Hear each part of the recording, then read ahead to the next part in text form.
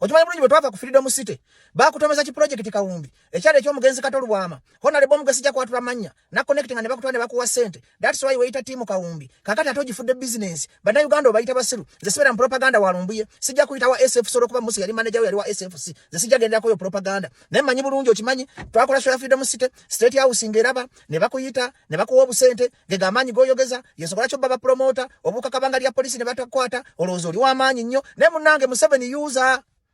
fena Museveni tumumanyi Museveni bali tebagala wegate ne Kyagulanyi nga bamanya bavuka bakiririza mumwe kaligo ne bakuleeta okendeza amanyi ga Kyagulanyi kwanga baba manyi bwe munegatta mujja kulagira ense yake kakati gwe bana abasajja bakozesa future yo abasajja bakozesa talent yo ate njagala nkubulire bolaba nga Balamu nga yegaana omuntu tisi waffe omanyo yaba waabwe era Balamu yakuyiye nnyo nyina message wano njaziraga abantu ku TV Balamu nga yewera ngalaga nti yo project yiye ne kati omanyi toli project y'abasajja weesonyiwe Kyagulanyi katone mu provokinga wayogedde Debbie Ekisiru ng'ogamba wayogedde Debbie Ekisiru ng'ogamba ntino toyina kiyagaza Bobi Wine engeri gyo toyina kyomwagaza mwesonyiwe oli mukwerabisa kyamanya ebintu byokola siggo byogera oyina amaanyi agakulya mabega ag'enjawulo naye ag'amaanyi gazze kuzikiriza aliyani sikini tali kintu ky'amaanyi ng'amaanyi g'abantu bakikulimbanga bayinza okuba bakuwa Kawumbi bayinza okuba bakuwa bisawo bya sente bayinza okwoyogeza maanyi naye sente ezo zibaako amaziga g'abantu mukama wange ze sitidi bino meka bigenda kwasaba kuba ebigwaganja biwe emmere yabyo zitemunteeka mu levo z'abalumbi ekwogera kusavuwaza ze kyekugamba aliyani sikini mpulidde obusungu ng'ate otandise okusoomooza akasajja keesonyiwe kola projekiti zo lya buwumbi bwo lya sente zo fuma babajjo nga bw'oyagala neva akasajja eyakuloga oba bakulya mabega tebagenda kubeerawo ng'abantu bakuvuddemu mission eyakuweebwa ne project gy'okola egikola kuba olina maanyi g'abantu kati nze ngamba ag'amaanyi ge wandibadde okuuma n'ogamantaininga kuba weerabidde ekintu kimu nti abantu bagagganya okusinga Museveni abantu bagagganya okusinga gavumenti y'NRM kakati gwe bagenda bakuwaga olwokuba bakulya mabega bakuwa obwesefusi obukuuma nolowooza nti osinga Kyagulanyi oba osinga abantu amaanyi my friend gavumenti be bantu tosobola kusinga bantu maanyi olwokuba olina backup ya Museveni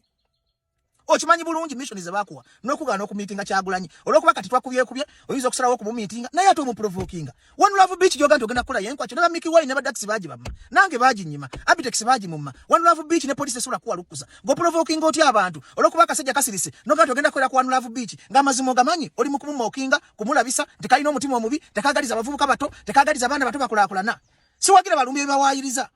kubanga zaali enisikino okimanyi bulungi nti aba-SFC be bakuuma era okimanyi bulungi toyagalanga ku Kyagulanyi gesijja kwogera wano kubba kubanga okwagala Kyagulanyi siteeka Kyagulanyi si Katonda Kyagulanyi muntu buntu naye weesonyiwe ennaku y'Abannayuganda wakoze statement ezakulabisizza singa obadde oyagala tukuba nga bwogenda ogamba abantu kuba bwe twandikuvumye wandisirise naye waze ne weerabisa nalabye Balamu ng'atunudde mu kamera jjo ate nga nina message za Balamu ng'akwewerera nategedde nti aliyeni sikini oli project y'abasajja kuzanyira mu nnaku y'Abannayuganda buuza nze yagizanyiramu yanjokya singa walina advisor singa tewalina project y'abasajja singa walina advisor omulungi aliyeni sikini badde osinga buli omu amaanyi kubanga nawe okimanyi musical tebinyuma aliyeni sikini wemanyi nti musical tanyuma bakulaba omulundi gumu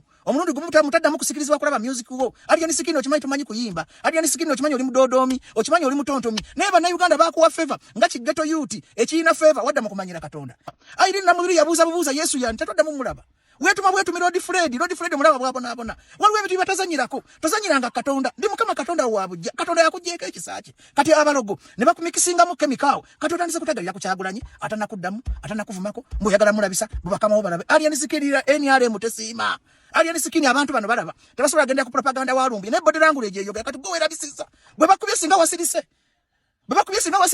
nawe okimanyi oli project okimanyi bakuteka kulwanyisa Kyagulanyi that why you cannot meet him olwokuba kati osobola mu meeting olwa pressure y'abantu kubanga oli mu diminishing returns okkirira aliyeni sikini obadde w'amaanyi ng'okukuba balina kugoza mpola nga gavumenti ya Museveni omuntu w'amaanyi bamukuba kati wasitabaze mugula abantu bakulwanirire ng'abenjale bavuddeyo okulwanirira njogera mbimanyi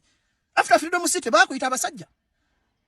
okole mission zaabwe noyingira bitimu Kawumbi that's why bona lebe bakulereza abawudde amalobozi mwakawulidde naye yo si ensonga enkulu aliyeni sikini weesonyiwa akasajja genda ogwe bibyo saagala okolome obadde ofunye chance egaggawala nga gwe muyimbi atanyuma kulaba kubanga oli mubi olinga Bajjo events fena tutunange mu nnyungu tutunange ebisobo bino bikaye mabega wabu wakayima fena tutuna bubi naye obadde ofunye chance atokozesa by'omukisa olwa background yo weesonyiwa abantu kola music wo dodoma bibyo saagala ogwe wekwase bantu kuba tokyabuza myezi ena wali bayoyo bamulangira suuna balagadira okibizasala tebazza musango balinga gwe balina amaanyi bali bamanyi ng'ensi batya naye otakinga abantu for granted oluza mujja kuleeta baganga sita olw'okuba olina help ya gavumenti ne bwe mukakane bandi tebakwata ne bwe tebakwata tebigenda kukola nja kujja ne bwino wano with evidence mbibulira abantu sesebera propaganda onkusonye nayo kyokoza akasajja okyokoza kachemba kakwade wano Love Beach ngomanye bivuto babikolera lwaki provoking akasajja okulagira dala nti project lwaki oyikiriza akasajja kasirese kaveko zenja kuvayo ngo provoking zembera kusaidia yanyigirizwa lulimba de kusaidia nga bakunyigiriza katonyigiriza nyo Kyagulanyi ziza kusaidia Kyagulanyi because onyigiriza akasajja kali munseka zuza lwako kabonabona lwako nayo ka provoking okala bisandi kalino mutima bika 11 Love Beach ali nisikini wase ko Love Beach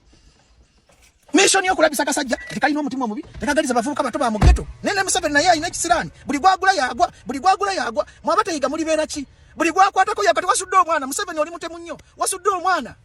wasudde ekyana kyavu wachiwa busente bugenda kugwawo oba mwachiwadde ebisatu oba akawumbi abalade bafa balajena mukisudde katonda akijeka ekisa kigenda kubona abona mukisekerere olwokwate magala creating another Bobi Wine kati omusomooza buyakwadde wanu Love Beach agikumme ensera benga Bobi Wine atayagaliza mwana muto kwa project gye bakuwa kulabisa Kyagulanyi era omulimu ogwo badde ogenda gukola era badde ogukoze bulungi omulimu gw'abasajja naye nga bomanyi nti Katonda yaleta akasajja ako nti no weapon formed against him shall prosper